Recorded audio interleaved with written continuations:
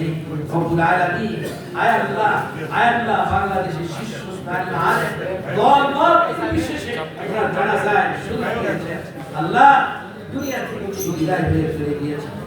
শত সহস্র মানুষ দৈনন্দিন তা রোহের মাগফিরাত কামনা করে দোয়া করছে আয় আল্লাহ তুমি তার সকল গুনাহখানা থেকে মাফ করিয়া দাও আয় আল্লাহ কবর থেকে তুমি জান্নাতের টুকরায় পরিণত করিয়া দাও রব্বুল আলামিন তার জন্য তুমি জান্নাতুল ফিরদাউসের